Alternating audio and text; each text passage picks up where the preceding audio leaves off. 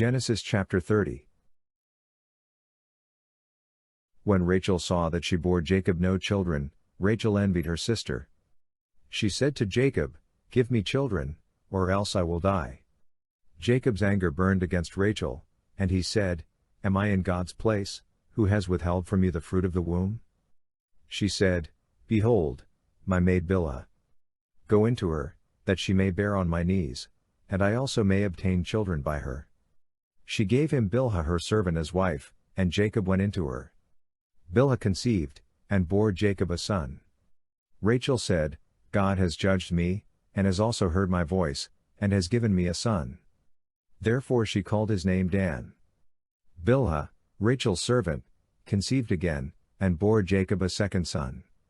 Rachel said, "I have wrestled with my sister with mighty wrestlings, and have prevailed." She named him Naphtali. When Leah saw that she had finished bearing, she took Zilpah, her servant, and gave her to Jacob as a wife. Zilpah, Leah's servant, bore Jacob a son. Leah said, "How fortunate!" She named him Gad. Zilpah, Leah's servant, bore Jacob a second son. Leah said, "Happy am I, for the daughters will call me happy." She named him Asher. Reuben went in the days of wheat harvest, and found mandrakes in the field, and brought them to his mother, Leah. Then Rachel said to Leah, "Please give me some of your son's mandrakes." Leah said to her, "Is it a small matter that you have taken away my husband? Would you take away my son's mandrakes, also?" Rachel said, "Therefore he will lie with you tonight for your son's mandrakes." Jacob came from the field in the evening, and Leah went out to meet him, and said, "You must come in to me, for I have surely hired you with my son's mandrakes." He lay with her that night. God listened to Leah, and she conceived, and bore Jacob a fifth son. Leah said, "God has given me my hire, because I gave my servant to my husband." She named him Issachar. Leah conceived again, and bore a sixth son to Jacob. Leah said, "God has endowed me with a good dowry. Now my husband will live with me, because I have borne him 6 sons." She named him Zebulun. Afterwards, she bore a daughter, and named her Dinah. God remembered Rachel, and God listened to her, and opened her womb. She conceived, bore a son, and said, "God has taken away my reproach." She named him Joseph, saying, "May Yahweh add another son to me." When Rachel had borne Joseph, Jacob said to Laban, "Send me away, that I may go to my own place, and to my country. Give me my wives and my children for whom I have served you, and let me go, for you know my service with which I have served you." Laban said to him, "If now I have found favor in your eyes, stay here, for I have divined that Yahweh has blessed me for your sake." He said, "Appoint me your wages, and I will give it." Jacob said to him, "You know how I have served you, and how your livestock have fared with me. For it was little which you had before I came, and it has increased to a multitude. Yahweh has blessed you wherever I turned. Now when will I provide for my own house also?" Laban said, "What shall I give you?" Jacob said, "You shall not give me anything. If you will do this thing for me, I will again feed your flock and keep it. I will pass through all your flock today, removing from there every speckled and spotted one, and every black one among the sheep, and the spotted and speckled among the goats. This will be my hire. So my righteousness will answer for me hereafter, when you come concerning my hire that is before you. Every one that is not speckled and spotted among the goats, and black among the sheep, that might be with me, will be considered stolen." Laban said, "Behold, let it be according to your word." That day, he removed the male goats that were streaked and spotted, and all the female goats that were speckled and spotted, every one that had white in it, and all the black ones among the sheep, and gave them into the hand of his sons. He set 3 days' journey between himself and Jacob fed the rest of Laban's flocks. Jacob took to himself rods of fresh poplar, almond, and plane tree, peeled white streaks in them, and made the white appear which was in the rods. He set the rods which he had peeled opposite the flocks in the watering troughs where the flocks came to drink. They conceived when they came to drink. The flocks conceived before the rods, and the flocks produced streaked, speckled, and spotted. Jacob separated the lambs, and set the faces of the flocks toward the streaked and all the black in Laban's flock. He put his own droves apart, and didn't put them into Laban's flock. Whenever the stronger of the flock conceived, Jacob laid the rods in front of the eyes of the flock in the watering troughs, that they might conceive among the rods, but when the flock were feeble, he didn't put them in. So the feebler were Laban's, and the stronger Jacob's.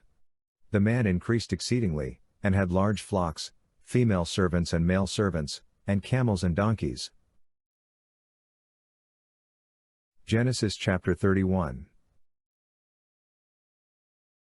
Jacob heard Laban's sons' words, saying, Jacob has taken away all that was our father's. He has obtained all this wealth from that which was our father's. Jacob saw the expression on Laban's face, and, behold, it was not toward him as before. Yahweh said to Jacob, Return to the land of your fathers, and to your relatives, and I will be with you. Jacob sent and called Rachel and Leah to the field to his flock, and said to them, I see the expression on your father's face, that it is not toward me as before, but the God of my father has been with me. You know that I have served your father with all of my strength. Your father has deceived me, and changed my wages 10 times, but God didn't allow him to hurt me. If he said, The speckled will be your wages, then all the flock bore speckled. If he said, The streaked will be your wages, then all the flock bore streaked. Thus God has taken away your father's livestock, and given them to me.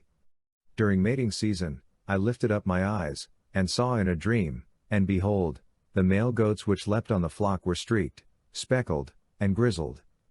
The angel of God said to me in the dream, Jacob, and I said, Here I am. He said, Now lift up your eyes, and behold, all the male goats which leap on the flock are streaked, speckled, and grizzled, for I have seen all that Laban does to you. I am the God of Bethel, where you anointed a pillar, where you vowed a vow to me. Now arise, get out from this land, and return to the land of your birth. Rachel and Leah answered him, Is there yet any portion or inheritance for us in our father's house? Aren't we considered as foreigners by him? For he has sold us, and has also used up our money. For all the riches which God has taken away from our father are ours and our children's. Now then, whatever God has said to you, do. Then Jacob rose up, and set his sons and his wives on the camels, and he took away all his livestock, and all his possessions which he had gathered, including the livestock which he had gained in Paddan Aram, to go to Isaac his father, to the land of Canaan. Now Laban had gone to shear his sheep, and Rachel stole the teraphim that were her father's. Jacob deceived Laban the Syrian, in that he didn't tell him that he was running away. So he fled with all that he had. He rose up, passed over the river, and set his face toward the mountain of Gilead. Laban was told on the 3rd day that Jacob had fled. He took his relatives with him, and pursued him 7 days' journey. He overtook him in the mountain of Gilead. God came to Laban the Syrian in a dream of the night, and said to him, Be careful that you don't speak to Jacob either good or bad. Laban caught up with Jacob. Now Jacob had pitched his tent in the mountain, and Laban with his relatives encamped in the mountain of Gilead. Laban said to Jacob, What have you done, that you have deceived me, and carried away my daughters like captives of the sword? Why did you flee secretly, and deceive me, and didn't tell me, that I might have sent you away with mirth and with songs, with tambourine and with harp, and didn't allow me to kiss my sons and my daughters? Now have you done foolishly. It is in the power of my hand to hurt you, but the God of your father spoke to me last night, saying, Be careful that you don't speak to Jacob either good or bad. Now, you want to be gone, because you greatly longed for your father's house, but why have you stolen my gods? Jacob answered Laban, Because I was afraid, for I said, Lest you should take your daughters from me by force. Anyone you find your gods with shall not live. Before our relatives, discern what is yours with me, and take it. For Jacob didn't know that Rachel had stolen them. Laban went into Jacob's tent, into Leah's tent, and into the tent of the 2 female servants, but he didn't find them. He went out of Leah's tent, and entered into Rachel's tent. Now Rachel had taken the teraphim, put them in the camel's saddle, and sat on them. Laban felt around all the tent, but didn't find them. She said to her father, Don't let my lord be angry that I can't rise up before you, for I'm having my period. He searched, but didn't find the teraphim. Jacob was angry, and argued with Laban. Jacob answered Laban, What is my trespass? What is my sin, that you have hotly pursued me? Now that you have felt around in all my stuff, what have you found of all your household stuff? Set it here before my relatives and your relatives, that they may judge between us two. These 20 years I have been with you. Your ewes and your female goats have not cast their young, and I haven't eaten the rams of your flocks. That which was torn of animals, I didn't bring to you. I bore its loss.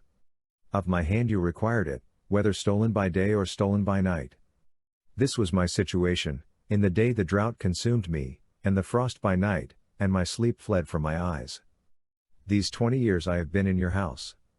I served you 14 years for your 2 daughters, and 6 years for your flock, and you have changed my wages 10 times. Unless the God of my father, the God of Abraham, and the fear of Isaac, had been with me, surely now you would have sent me away empty.